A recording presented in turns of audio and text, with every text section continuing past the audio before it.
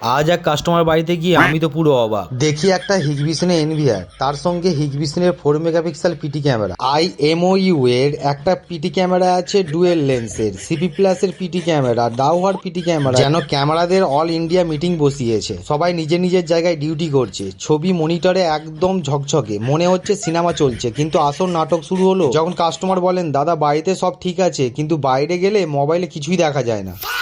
আমি মনে মনে বললাম, আরে ভাই, ক্যামেরাগুলো সব ঠিক আছে, সমস্যা ক্যামেরায় নয়, রাস্তা হারিয়ে ফেলেছি ইন্টারনেট। তারপর শুরু হলো আমার গোয়েন্দাগিরি। একে একে network, router, NVR setting, cloud data সব চেক করলাম। একটু সেটিং ঠিক করতেই টিং করে আওয়াজ হতেই মোবাইলে সব ক্যামেরা লাইভ। সব কিছু ঠিক করার পর যখন আমি বাড়ি বেরোচ্ছি, তখন কাস্টমার ফোন করে বলে, দাদা আমার বাড়িতে সবকিছু ঠিকই চলছে, কিন্তু আমি যেখান থেকে এই সিসিটিভি ক্যামেরাটা ওয়াচ করছি সেখানেতে প্রচন্ড পরিমাণে আটকাচ্ছে। আমি বললাম, দাদা আপনার ওইখানে মনে হয় ইন্টারনেটের সমস্যা চলছে। তখন দাদা বললেন, না, আমার এখানে হাই স্পিডে ইন্টারনেট থেকে নিয়ে আমি কানেক্ট করেই ভিডিও দেখছি, কিন্তু ভিডিও প্রচন্ড পরিমাণে ল্যাকিং করছে। এই প্রবলেমটা কেন হচ্ছে জানি না, কারণ কাস্টমার বাড়িতে ইনস্টল করা আছে আগে থেকে নিয়ে 80 MBPS এর অ্যালায়েন্সের নেট, তাও আবার গিগা রাউটারের সাথে। এই প্রবলেমের সলিউশন যদি কারো জানা থাকে তাহলে অবশ্যই যেন আমাকে কমেন্ট করে।